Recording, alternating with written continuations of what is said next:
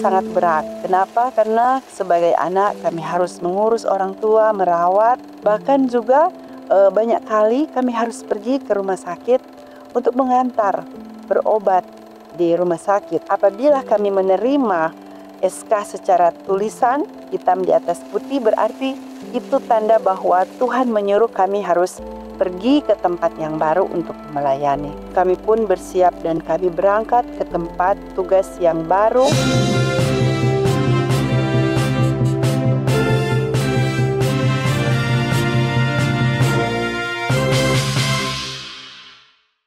Sahabat Cornelius Media yang kami kasihi, sangat berbahagia pada saat ini ketika kita bisa saling memberikan support, kekuatan di dalam Tuhan melalui kesaksian pelayanan. Perkenalkan, nama saya Jenis Losung. Saya sudah berkeluarga dan telah memiliki 2 orang anak. Dan kesibukan saya saat ini adalah di dalam organisasi gereja. Saya dipercayakan untuk melayani sebagai bendahara atau mengelola keuangan di daerah misi Nusa Utara.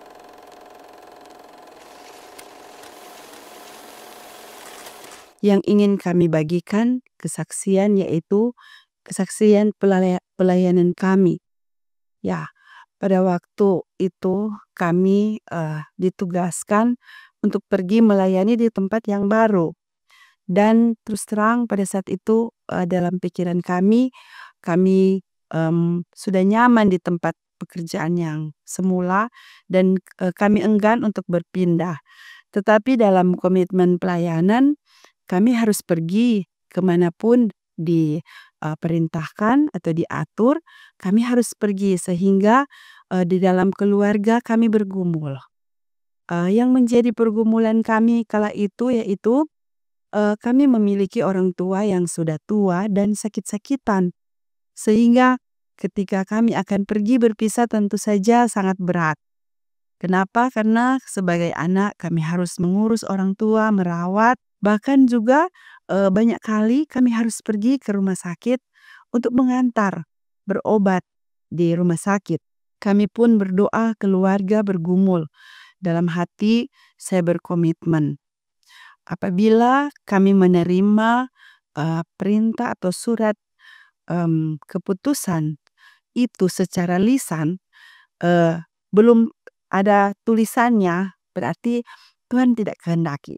Tetapi apabila kami menerima SK secara tulisan, hitam di atas putih, berarti itu tanda bahwa Tuhan menyuruh kami harus pergi ke tempat yang baru untuk melayani.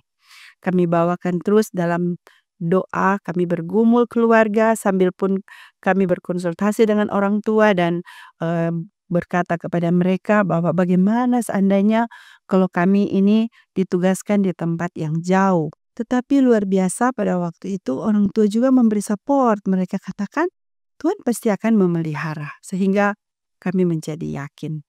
Dan betul, kami pun dipanggil di bagian sekretariat dan kami diberikan SK secara tertulis. Nah saudara, kami pun saat itu karena kami sudah berdoa, kami sudah bawa di dalam pergumulan doa kami, jadi kami pun bersiap dan kami berangkat ke tempat tugas yang baru yang tentu saja berbeda dengan tempat tugas kami sebelumnya. Kami harus pergi dengan menggunakan transportasi kapal laut, harus menyeberangi lautan. Tetapi saudara-saudara, yang kami alami ketika kami berada di tempat yang baru, yang tadinya merupakan satu hal yang membuat kami bergumul, tetapi banyak mujizat yang kami temukan ketika kami boleh melayani di tempat yang baru itu. Yang pertama yang kami alami ketika kami bekerja, ya sekarang ini kami sudah kurang lebih 3 tahun berada di tempat yang baru ini, bekerja melayani di kepulauan. Pertama yaitu kami tidak pernah kekurangan.